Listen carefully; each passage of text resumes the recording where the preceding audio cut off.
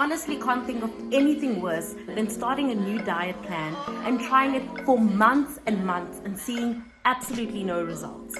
If that is you, then you're tuned in to the right video, because I'm going to teach you exactly how to master intermittent fasting so that you can achieve your ultimate body goals. So stick with me. Hello everybody, and welcome to my channel, Wholesome Wellness with Shimi, where we talk all things wholesome wellness, mental, physical, and financial fitness. And in today's video, we're focusing on physical fitness. In particular, we're focusing on our diet because that is the most important part of our weight loss journey. There's absolutely no point in spending hours and hours on end at the gym if you're not going to nourish your body. You will not see any result. I believe one of the best ways to achieve the best results when it comes to your fitness journey is intermittent fasting.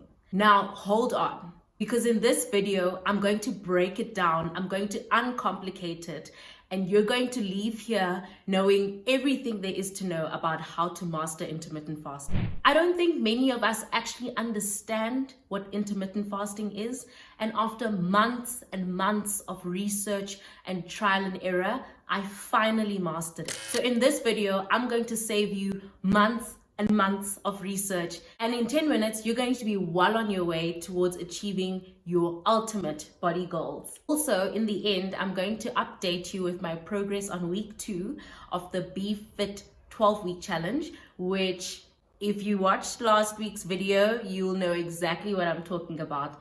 If you didn't, maybe you want to circle back and catch up with the rest of us. I promise you, there are some gems in there. So let's get into it. So let's uncomplicate intermittent fasting. First of all, where did this whole concept come from?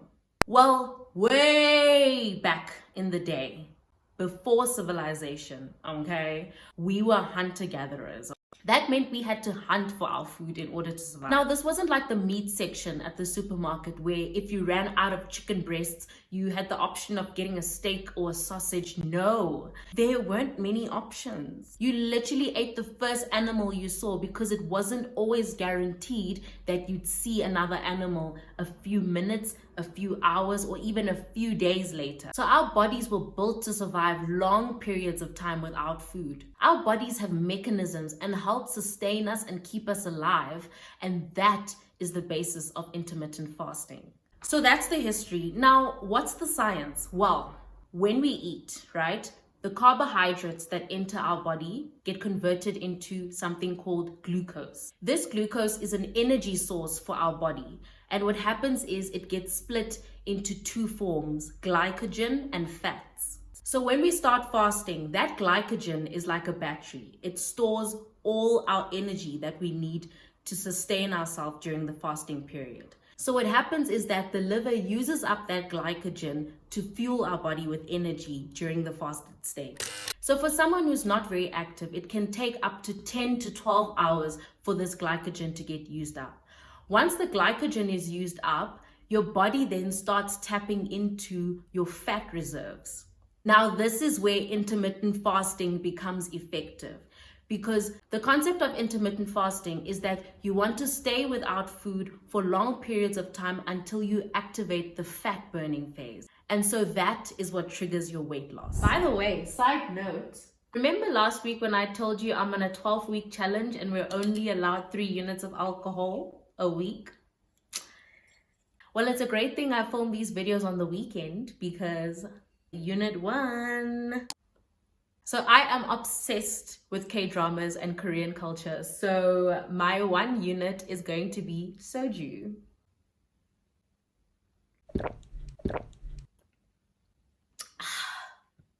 So where was I? With intermittent fasting, there's evidence that it can help you lose weight. It can help lower your blood pressure and your cholesterol. It can also improve your concentration and your brain's health. And these are all things that I experienced during my period of intermittent fasting. So to summarize, you've got 2 sources of energy, glycogen and fats.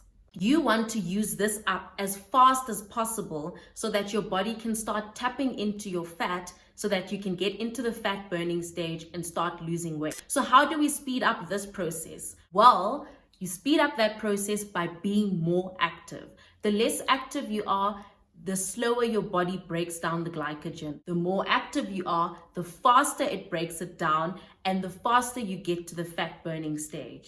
This is why exercising during your fasting state is probably the best thing you could do for your fitness journey. Now that we've got the science and the history out of the way, let's talk about how this practically works. So intermittent fasting can be done in a range of different ways. And one of the most popular methods that most people use is fasting for 16 hours and eating in an 8-hour window. Now, I know this sounds impossible, but it's actually very manageable if you do it the way I did it. So the way I tackled the 16-8 intermittent fasting method is that I was very smart about it. I made sure that for half of that 16-hour period of fasting, I was sleeping.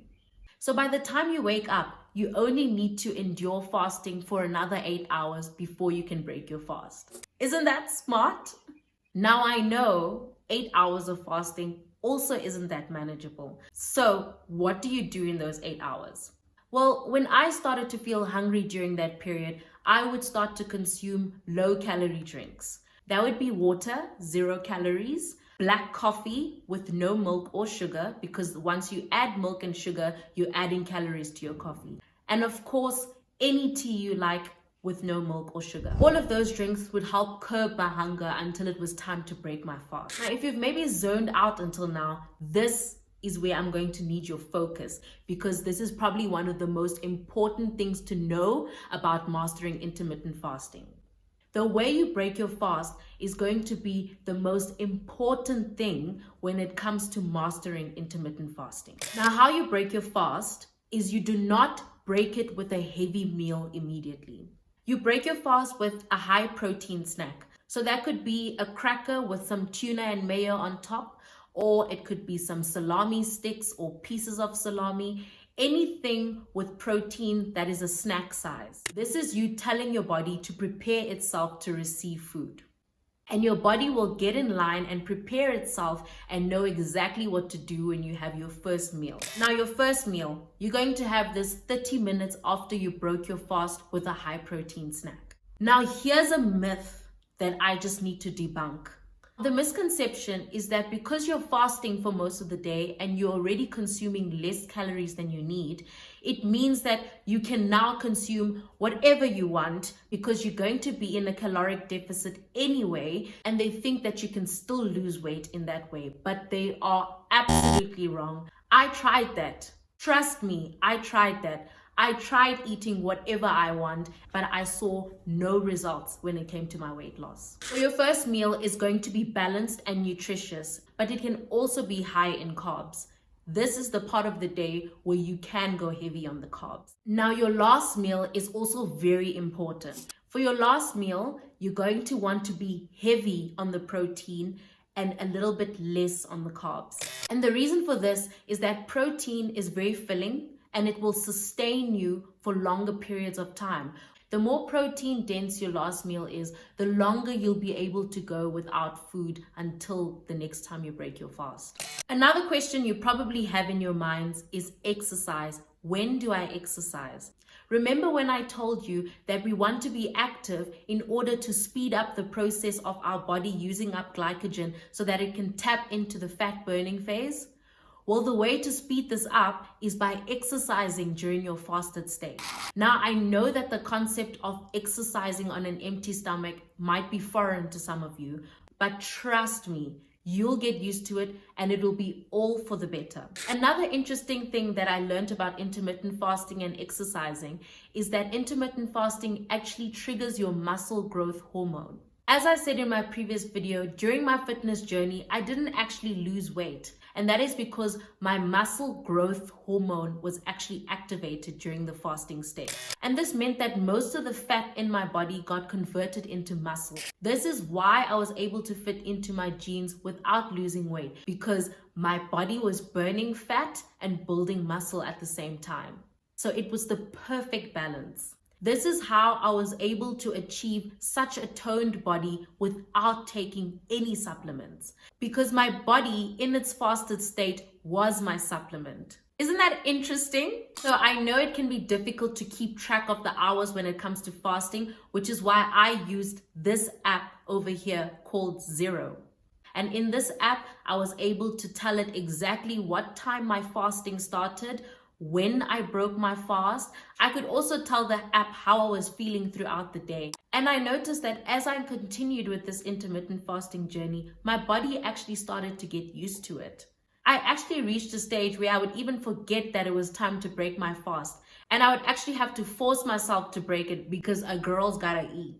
And that is basically the gist of it. Hopefully I've given you enough information in this video to start your intermittent fasting journey and master it to get those ultimate body goals.